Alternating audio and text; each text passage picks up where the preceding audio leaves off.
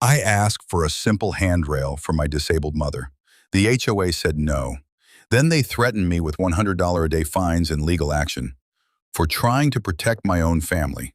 That's when I snapped. I wasn't going to be bullied in my own home. They thought they could intimidate me into silence, but they picked the wrong woman. This is the story of how I turned their threats into a movement and made the entire neighborhood stand up for what's right. I never thought a simple request could explode into an all-out war with my homeowners association. When I moved into my picturesque cul-de-sac, I believed I was stepping into peace. My home was my sanctuary, and like many working mothers, I cherished every quiet moment I could get.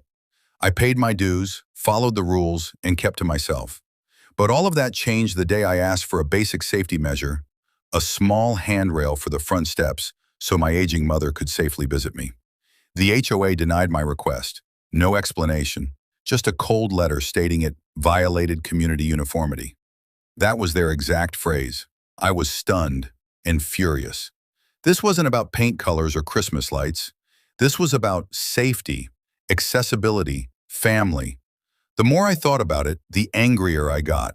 And I wasn't alone. When I started asking around, I found that several women in our neighborhood had received similarly absurd violations. One for a welcome mat that was too colorful, another for a garden gnome deemed unprofessional.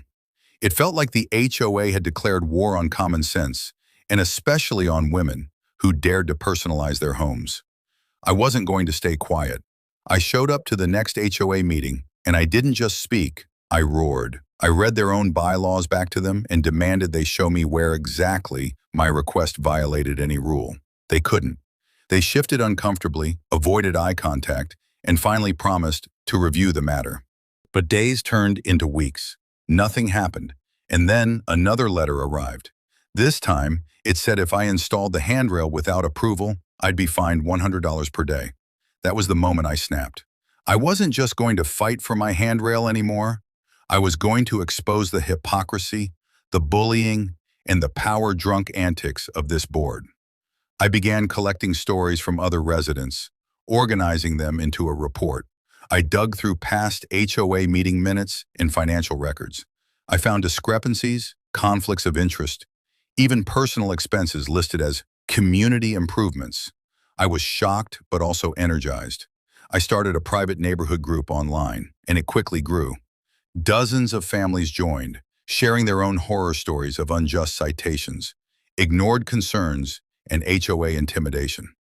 I reached out to local news outlets, and one reporter took interest. When the story aired, it lit a fire. The HOA tried to claim it was a misunderstanding, but the damage was done. Residents started demanding resignations. I was asked to run for the board in the upcoming election. At first, I hesitated. I didn't want more conflict. But then I looked at my daughter and thought, what kind of example am I setting if I back down? So I ran, and I won. Once on the board, I got to work cleaning house. We rewrote the bylaws, added clear protections for accessibility, personal expression, and homeowner rights. We audited finances and returned misused funds. And I finally installed that damn handrail. No fine, no fight, just safety, as it should have been from the start. Today, our neighborhood feels different. People smile again. They plant flowers without fear. They host block parties and wave to each other instead of hiding behind closed blinds. And every time someone uses my front steps, I remember that anger isn't always a bad thing. Sometimes it's exactly what